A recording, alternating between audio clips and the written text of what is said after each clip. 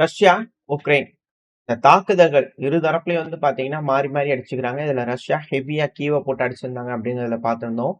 இந்த தாக்குதல்னால கீவ்ல வந்து பார்த்தீங்கன்னா, அதிகப்படியான மக்கள் இந்த ஹீட் சப்ளை இல்லாம பாதிப்படைஞ்சிருக்காங்க. அதுக்கான காரணம் ரஷ்யா அட்டாக் பண்ணதுனால அப்படிங்கிற குற்றச்சாட்டுகள் வந்துகிட்டு இருக்கு. இப்ப கீவ்லயும் வந்து பார்த்தீங்கன்னா, கரண்ட் தட்டுப்பாடு அதிகரிக்க ஆரம்பிச்சிருக்கு. கர்கிவ், லுஹான்ஸ்க், டொனெட்ஸ்க் இந்த பகுதிகள்லாம் தாக்குதல் 2 தரப்புலயும் மாறி மாறி ரஷ்யாவும் அடிச்சுக்கிறாங்க, உக்ரைன் அடிச்சுக்கிறாங்க. இந்த டொனெட்ஸ்க்ல இரு தரப்புலயும் மாறி மாறி கட்டுப்பாட்டுக்குள்ள இருக்கு இல்லையா? அங்கேயும் அதிகமான தாக்குதல் பண்ணிக்கிறாங்க. அங்கேயும் கரண்ட் எல்லாம் கட் ஆயிருச்சு. இப்போ இந்த கீவ் வரைக்கும் வந்து பார்த்தீங்கன்னா, பரவி இருக்கு அப்படிங்கிறது தான் இதுல இருக்கக்கூடிய விஷயம். இப்ப அடுத்தது என்னன்னா, மால்டோவா தரப்புல இருந்து எஸ்கலேஷனுக்கு ஆரம்பிச்சுக்கிட்டு இருக்காங்க. அதுவும் குறிப்பா மால்டோவோட அதிபரான மாயா சண்டா அவர்கள் வந்து, "ரஷ்யா உங்களோட ட்ரோன்கள் நைட்டு நேரத்துல தாக்குதல் பண்ணீங்களே, எங்க நாட்டுக்குள்ள வந்துருச்சு தெரியுமா? நான் இதெல்லாம் வச்சு பார்க்கும்போது எங்க ரஷ்யா, உக்ரைன் பிரச்சனை முடிக்கிற மாரி தெரியலையே!" அப்படிங்கிறதுல இருந்தோம்னா, அவங்க தரப்பு வந்து வேற மாரி டோன சேஞ்ச் பண்ணி கடுமையான கண்டனங்கள வந்து பார்த்தீங்கன்னா, ரஷ்யா காமிச்சுக்கிறாங்க.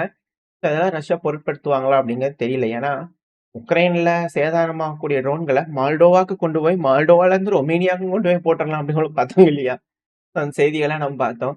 இதெல்லாம் வந்து பார்த்தா ஒரு விளையாட்டு செய்திகளா கடந்து போயிடலாமே தவிர, ரஷ்யா வந்து மால்டோவ அடிக்கணும். கிராஸ் ஆகுது அப்படின்னாலே தெரிஞ்சிரும் முன்னாடியே. சும்மா இந்த அளவுக்குலாம் பேசிட்டு இருக்க மாட்டாங்க. வேற மாரி பண்ணுவாங்க. இது ஃபால்ஸ் ஃபிளாக் ஆப்பரேஷன் அப்படிங்கிறது போல பல அனலிஸ்ட்டுகளோட கருத்துக்கள், செய்திகள வச்சு பார்க்கும்போது தெரியுது. வெயிட் பண்ணி பார்ப்போம்.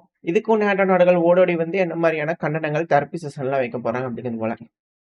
அடுத்தது மெயினான விஷயம் பேச்சுவார்த்தை. உக்ரைனோட அதிபரான ஜெலன்ஸ்கி அவர்கள் தரப்பு வந்து கருத்து.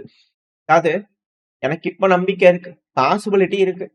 அது டிக்னிட்டியோட இந்த போர முடிக்கிறதுக்கு ஒரு பாசிபிலிட்டி இருக்கு. வரக்கூடிய நாட்கள்ல அமெரிக்காவோட ஒரு அக்ரீமெண்ட் போடலாம். ரீச் பண்ணிடலாம் அப்படிங்கிறது போல எனக்கு ஒரு பாசிபிலிட்டி தெரியுது.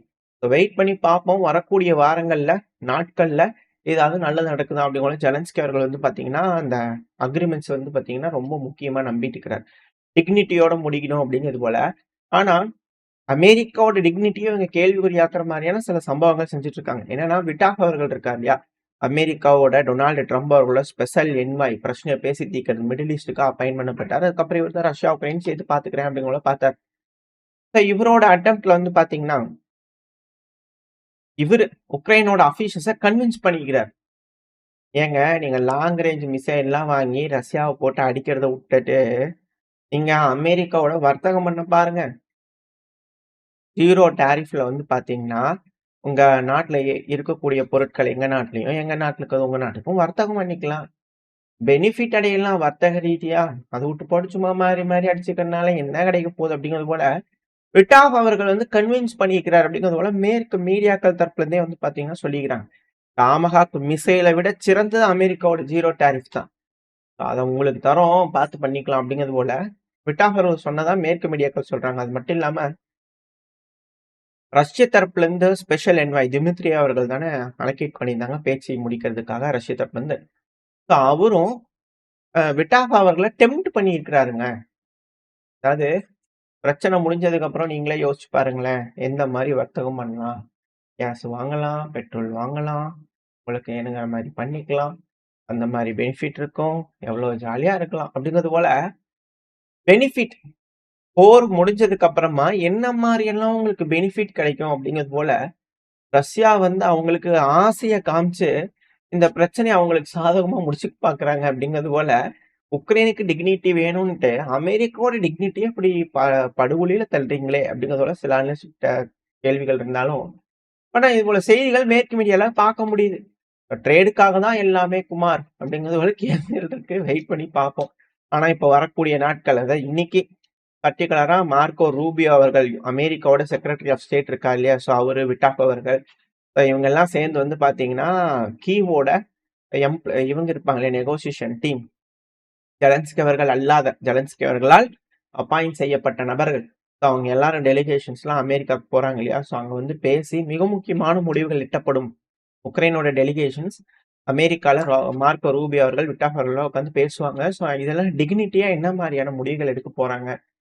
அதே பாயிண்ட் 28 பாயிண்ட் தானா? இல்ல வேற ஏதாவது இவங்க மாற்றம் பண்றாங்களா? என்ன ஏதுங்கிறது பார்த்தலாம். ஆனா, ஜெலன்ஸ்கி அவர்கள் என்ன பண்ண போறார்?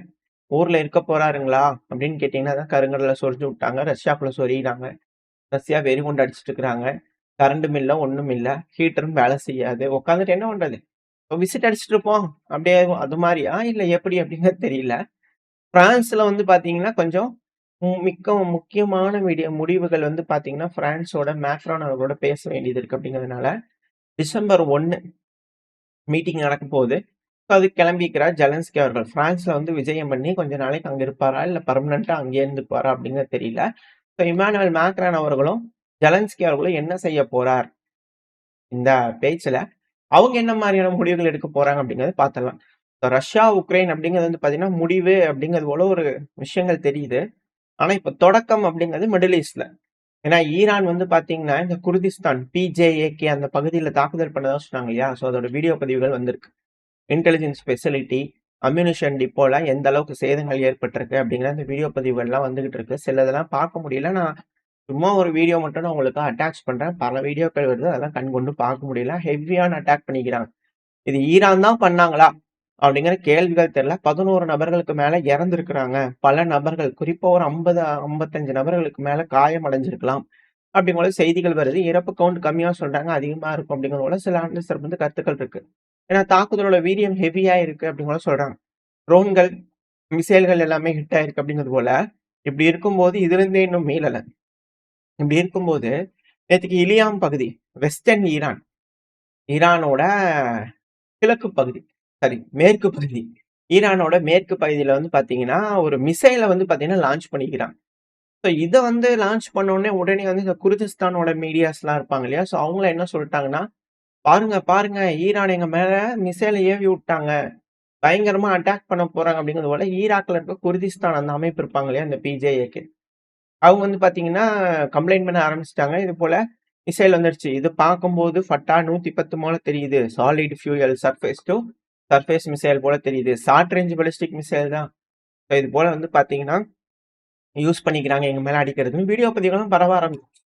நானும் இது பார்க்கும்போது என்னது இது அப்படின்னு யோசிச்சேன். அதுக்கப்புறம் ஈரானோட மீடியாக்கள்லாம் பார்க்கும்போது சும்மா என்னத்தையாச்சும் உளறிட்டு இருக்காதீங்க. நாங்க மிசைல் சோதனை பண்ணிட்டு இருந்தோம். அப்படின்னு பண்ணா அவங்க தரப்பு வந்து கடந்து போயிட்டாங்க. எதையாச்சும் வளராதீங்கப்பா. நாங்க எங்க வேலைய பார்த்துக்கிறோம் அப்படிங்கிற ஈரான் தரப்புல இருந்து. அவங்க எது செஞ்சாலும் அங்கெல்லாம் புளிய கரைச்சிடுது அப்படிங்கிறதே இதுல இருக்கக்கூடிய விஷயம். அது மட்டும் இல்லாம, ஈரான் வந்து பார்த்தீங்கன்னா, இந்த ஹமாஸ் சாரி ஹமாஸ்க்கு அவங்களுக்கு சம்மந்தம் இல்ல.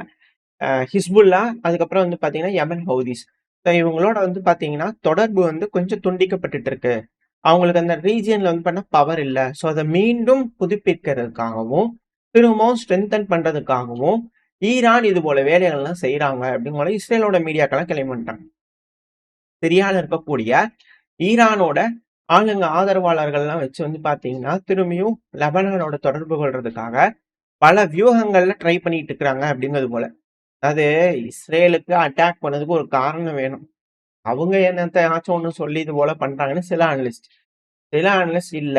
ஈரான் திரும்பியும் ரெக்கவர் ஆக பார்க்குறாங்க அப்படின்னு சிலர். இதுதான் வந்து பார்த்தீங்கன்னா, இப்ப ஹைலைட்டா போயிட்டு இருக்குது இணையதளத்துல. மாறி, மாறி வந்து பார்த்தீங்கன்னா, சண்டைகள் போயிட்டு இருக்கு. பேச்சு சண்டைகள் தான். இதுல என்னன்னா, இஸ்ரேல் வந்து பார்த்தீங்கன்னா, சிரியாவோட தெற்கு பகுதிகள்ல அட்டாக் ஹெலிகாப்டர் இந்த பெய்ட் ஜெனின் இருக்கு இல்லையா? அந்த பகுதிகள்ல. அதுவும் குறிப்பா கேபிட்டல் சிரியாவோட கேபிட்டல் டமாஸ்கஸ் இருக்கு இல்லையா? அதோட மேற்கு பகுதிகள்லாம் வந்து பார்த்தீங்கன்னா, இஸ்ரேல் வந்து சிரியாக்குள்ள அவங்களோட ஹெலிகாப்டர்ஸ்லாம் விட்டு வந்து பார்த்தீங்கன்னா, ரோந்து பணிகள பண்ணிட்டு இருந்தாங்க. 2வது தாக்குதலும் பண்ணிக்கிறாங்க. அதுக்கான வீடியோ பதிவுகள்லாம் வந்துகிட்டு இருக்கு. இதுல என்ன நடந்துட்டு இந்த பெய்ஜெனின் பகுதிகள்ல கிளர்ச்சியாளர்கள் அப்படிங்கிற போல வச்சுக்கலாம். இல்ல மிலிட்டன்ட்ஸ்ன்னு வச்சுக்கலாம். யாரா வேணா வச்சுக்கலாம். இதுவரைக்கும் கிளைம் பண்ணப்படாத நபர்கள். நம்ம சேனல்ல வந்து பார்த்தீங்கன்னா, ஹனியன் அவர்களோட மரணத்தப்பவே நம்ம பேசியிருப்போம். பஸ்ரல் அல் அவர்களோட ஆட்சி கவிழ்ப்பப்போ, இந்த வீரர்கள்லாம் எங்க அப்படிங்கிறது போல நம்ம ஒரு தனியா ஒரு பதிவு போட்டிருப்போம்.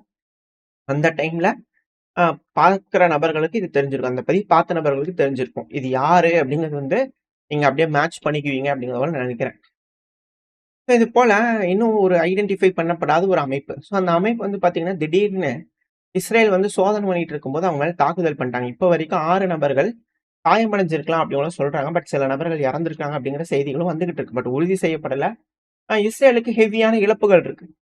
அவங்களும் வந்து பார்த்தீங்கன்னா, இது போல திரும்பவும் ஹமாஸோடையும் இவங்க அப்படி சொல்றாங்க இஸ்ரேல் தரப்புலருந்து. ஹமாஸோடையும், ஹிஸ்புல்லாவோடையும் அவங்களோட தொடர்ப திரும்பவும் புதுப்பிக்கிறதுக்காக இது போல செய்றாங்க. அதனால அந்த அமைப்புகள் தான் இவங்களா இருக்கும். அப்படிங்கும்போது வந்து பார்த்தீங்கன்னா, அந்த சைடு டார்கெட் பண்ணிட்டு இருக்கிறாங்க இஸ்ரேல். சிரியாவோட தெற்கு பகுதியில சிக்கல் ஆரம்பிச்சிருச்சு அப்படிங்க போல. At the same time Israel Gaza பகுதியில வந்து பார்த்தீங்கன்னா, ஸ்ட்ரைக் பண்ணிக்கிட்டு இருக்காங்க. டெமாலிஷன் ப்ராஜெக்ட்லாம் வந்து பார்த்தீங்கன்னா பண்ணிட்டு இருக்கிறாங்க அப்படிங்கிறது போல குற்றச்சாட்டுகள் வந்துட்டு இருக்கு இஸ்ரேல் மேல. இஸ்ரேல் இப்பவும் ஆக்டிவா தான் இந்த பகுதிகளில் வந்து பார்த்தீங்கன்னா பிரச்சனைகளை கிளப்பிக்கிட்டு இருக்காங்க அப்படிங்கிறத மாற்று கருத்து இல்ல. அடுத்த மோசமான சம்பவம் அப்படிங்கிறது அமெரிக்கா. இது மிடில் ஈஸ்ட்ல இருக்கிறது. அடுத்தது அமெரிக்காக்கே வந்துட்டோம்னா தொடர்ந்து மோசமான சம்பவங்களா இருக்கு.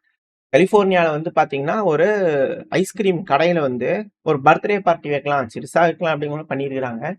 அங்க ஒரு துப்பாக்கி சூடு வந்து பார்த்தீங்கன்னா நடக்க ஆரம்பிச்சிருக்கு. 19 நபர்கள் வந்து பார்த்தீங்கன்னா கொல்லப்பட்டிருக்கிறாங்க அப்படிங்கிற செய்திகள் வருது. இப்போ வரைக்கும் 19 நபர்கள் தாக்கப்பட்டிருக்கலாம். 4 நபர்கள் இறந்திருக்கலாம் உறுதி செய்யக்கூடிய தகவல். டைம் போக போக ஏதாவது வந்துச்சுன்னா அடுத்த துப்பாக்கியில பார்க்க ஆரம்பிக்கலாம். பட் ஆனா ஒரு மிக பெரும் துப்பாக்கி சூடு நடந்திருக்கு.